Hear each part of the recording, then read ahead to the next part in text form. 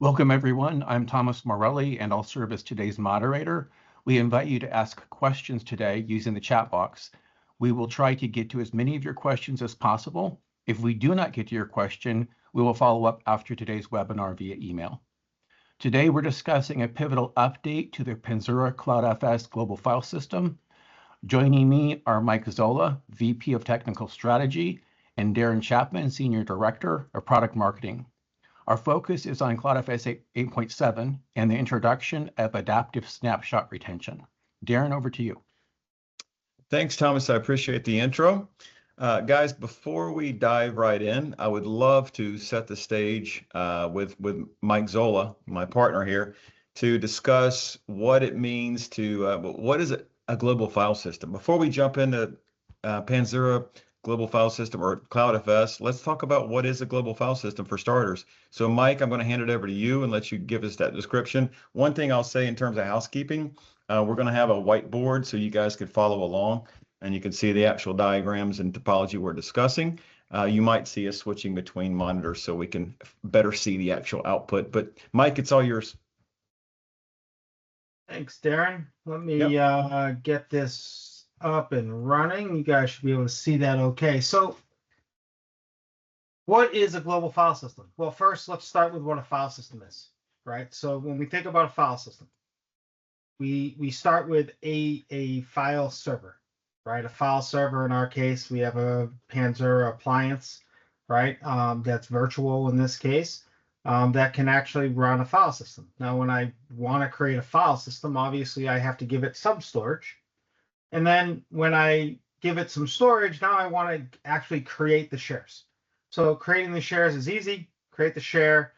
Each operation I do within that file system creates some metadata, so I know how to get to places. And then I have my site, right? So this is like the start of like a file share. Now, one thing that we take extremely important, like we really think through, is how do we optimize this, right? So when I have a lot of users using a share, I need performance. I need scalability. I need the capability to get the performance that I need for the data I'm trying to access. But we also know that if you look at your file system, it's full of stuff that you worked on yesterday that you're still probably opening and closing. And then you have stuff that you probably haven't touched in years, right? Just stored away that you did on old projects that maybe you'll pull up later. And what we've done at Panzura is we've said, let's give you that performance, right, of that storage, but let's go ahead and store a lot of your data, 100% of that data, inside of this object store, which could be on-prem or in a cloud. Now, that 10 to 20% of warm data where I need that actual performance in, what that allows me to do is take that storage bucket that you see down here, right? And I can actually shrink that now because I don't need my whole file system on-prem. I have my whole file system in the cloud. And what I'm doing is I'm keeping the warm data local with performance and then offloading to a cheaper tier for all of the data that I'm not really accessing. This is a term that we use called caching, right? So when a user accesses something, Darrin, they're going to pull it down from that object store, put it in that local cache, and I'm going to have all the performance that I've ever needed. Now, this is great. It also gives me the capability to do an offsite protection of my user snapshots. Okay, so I can now say I'm keeping my data for 7 years or keeping it for the life of a project, right? Maybe I'm into building dams or airports or something. And all of a sudden I need to keep those schematics on how I built those while that infrastructure is still in place. Now, by creating these snapshots, what I'm doing is I'm actually increasing my metadata and my storage in the cloud, right, in that object store. So both of those got bigger because I'm keeping data for longer. Now, back to your original question. Like, what's a global file system? Well, it's taking that individual file system and it's making sure that it's available across multiple sites with the exact same data everywhere. And what this does, as you'll notice, is I have that metadata copied everywhere. I have storage everywhere, and I'm now having full access, read-write access with local performance at every site. So this is what Panzura means when they say global file system, and this is our mesh architecture, where every node talks to every node and can get all the data within the ring. Okay. It looks to me, Mike, I appreciate that explanation. It looks to me, looking at your diagram, that every single site, A, B, and C, are fully synced, right? What I'm getting at is, uh, let's think about if you had to add a site D, a new office, right? So opening a new office would mean that you had to somehow enlighten the new node within that new office, right? So that new node would have to ingest the entire file system history of any project ever created in that particular file system, global namespace. Sure, in a smaller deployment, and again, with Panzura, it's called Panzura CloudFS, but in a smaller CloudFS deployment, not a problem. But for larger deployments with high numbers of offices, a large amount of change data, this might be an issue if you aren't sizing the edge sites for local workloads, right? Instead of sizing the edge sites that Mike depicted here, A, B, and C, for their own particular workloads, what we're doing is, because everything has to be in full sync, 100% metadata, and so on and so forth, snapshots, metadata, we have to make sure that everyone's in sync. We have to make sure that everyone is has the same workload, same type of environment. So what other implications, Mike, of maintaining a full history version, all associated metadata at every single site in the fully meshed architecture? Are there other implications of having all these sites and more being fully synchronized? Wow, that's a lot, Darrin. So yes, right? So this is a very simplistic picture. Okay, so really, I mean, all these sites are exactly the same size, with the same storage, with the same metadata, right? And if you think about it, each one of these sites may have less users or more users in them depending upon who's in that local region, right? So what I did in site A is our largest site, site B is our medium site, and site C is our smallest site. Now, you are correct.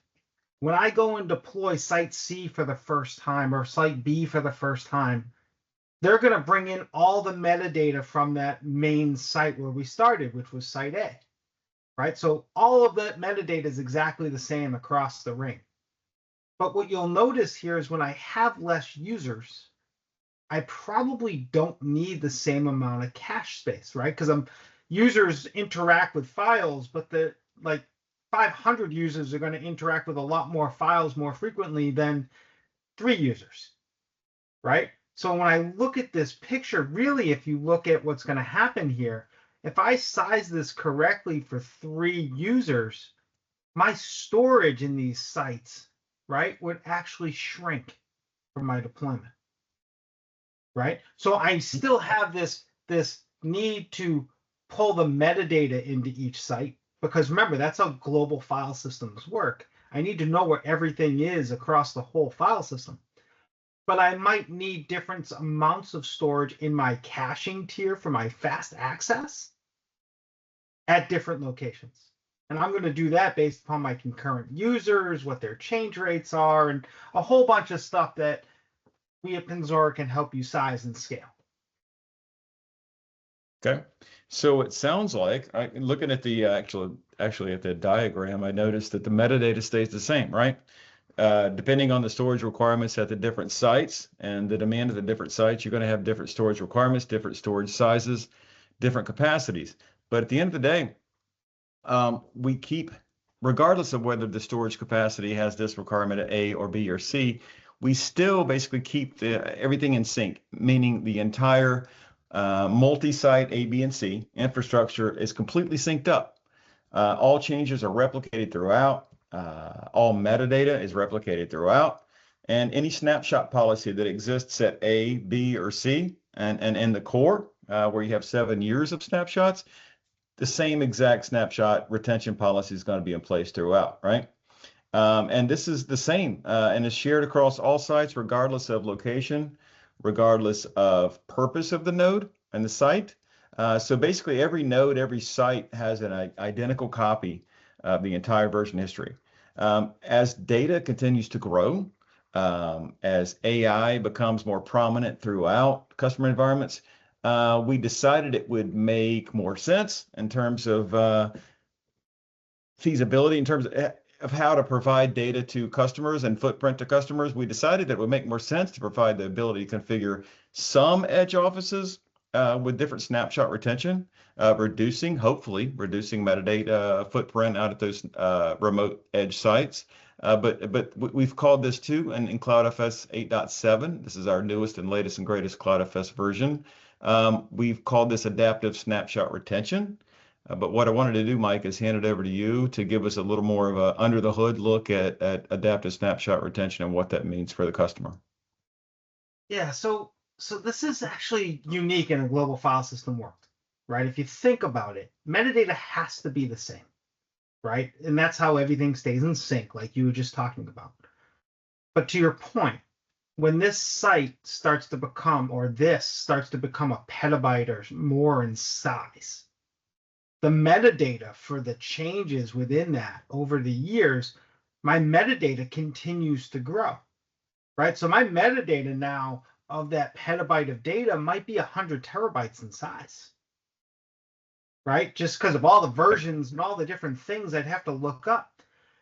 But if I have a very small site over here, do I really want to bring all the history to that user? Or do I just really want to bring the active capability to that user? And that's why this adaptive snapshotting is really important. What it doesn't do is break this global file system collaboration capability. What it does is imagine for a minute that I have 7 years. And maybe at my core site, I'm going to keep 7 years of retention. Like nothing's going to change there. But site B, maybe I only want to keep 1 year look back,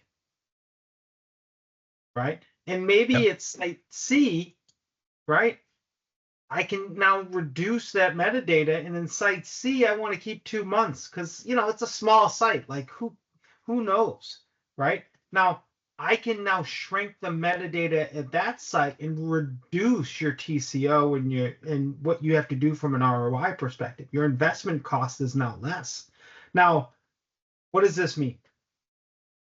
I've now reduced metadata to some of these sites that are needed on first deployment, which means my time to spin or my cost to spin up site D to your first point would be a lot less. Now, does that mean I can't have access to 7 years worth of retention if I'm out here?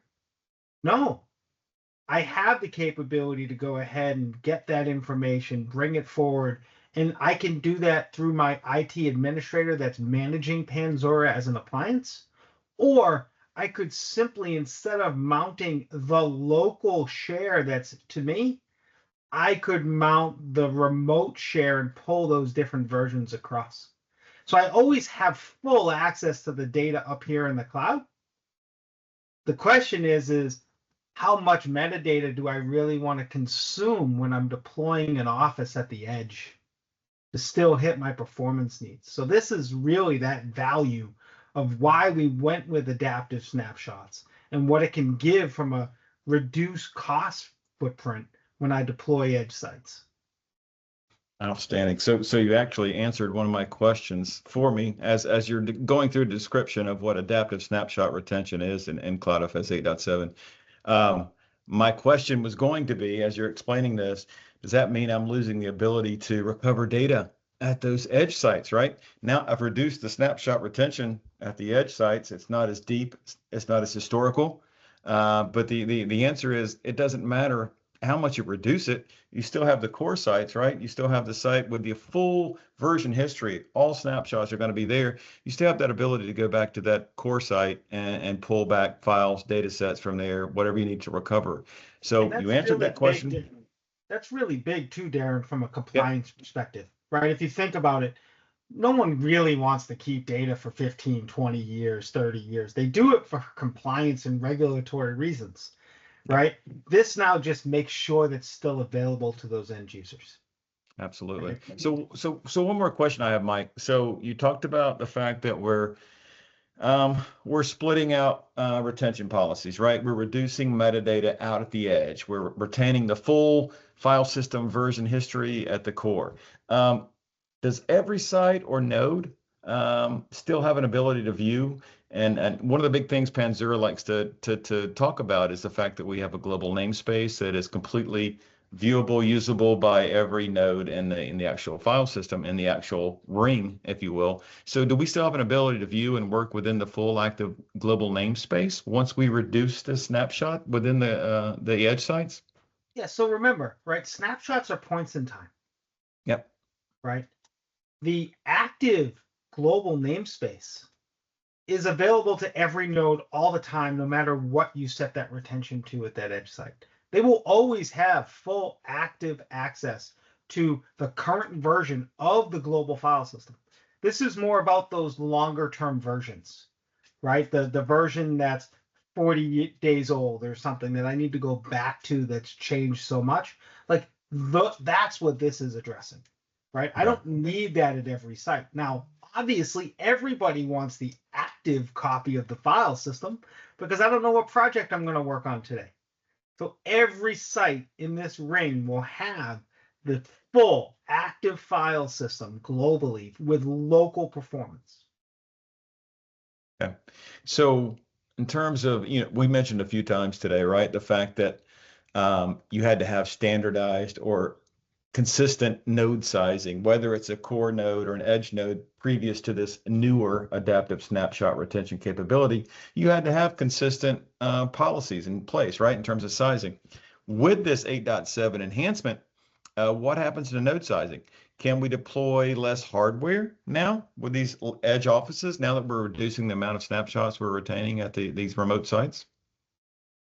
So we can, right? And really what it comes down to is now, as someone who's going to deploy Panzura, you have the benefit to size based on the active capacity you need, like how much you're going to churn through in your cache tier, but also size your metadata tier based upon your snapshots. Now, what that's also going to do is means I have less cleanup work to do on some of these nodes, right? So if you look at like batch processing over time on how we keep everything consistent, I'm actually going to free up resources that we're doing that as well, which means your node itself will be more performant, right? So everything kind of gets an uplift, right? When I only have so much data to work with, there's so many things I have to deal with.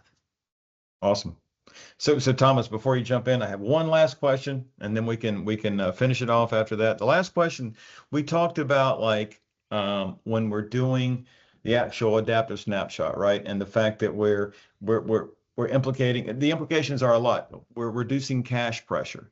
We're reducing hardware pressure, SSD pressure at those edge sites, right? There isn't as big an implication in terms of cache that there might be with the everyone being in full sync. Are there implications post 8.7, post adaptive snapshot? Are there any other implications besides the fixing the cache pressure, reducing the TCO, reducing the actual infrastructure that has to be deployed? Anything else you can think of, Mike, that we're actually assisting with this type of deployment? So it's going to be interesting. There's a lot that's coming, and I'm not going to allude to it on this call, but it's coming. Yeah. But this value is going to be able to right-size nodes for the workloads that we're trying to do at that site, right? And as we have more sites doing different things with different collaborations of people, this will allow us the capability, i.e. with AI and other things, to size nodes effectively for what they're trying to do, right? Giving us the flexibility to right size each individual site based upon concurrent user access, speed needs, churn rate, and so on of the data within that site and how those users are accessing and manipulating the file system. Right. And each one of these will not be cookie cutter like they were before. Now they can all be works of art fine-tuned for those end users. Perfect. I love it. That's it for myself and Mike. Thomas, I'll hand it over to you to Excellent. finish us Thanks. off. Thank Yeah, you. thanks, Darrin. I'm glad that you and Mike were able to cover so many of our audience questions today. However, if we did not get to your question, just a reminder that we'll follow up after today's webinar via email. We also invite you to go to panzura.com/demo to schedule an evaluation of your current environment and any of the unique requirements that you have under consideration with a Panzura expert. If you're already a customer, please contact your customer success manager to schedule your upgrade to CloudFS 8.7. Thank you, Mike and Darrin. Thank you for all of you who joined us. This concludes our webinar.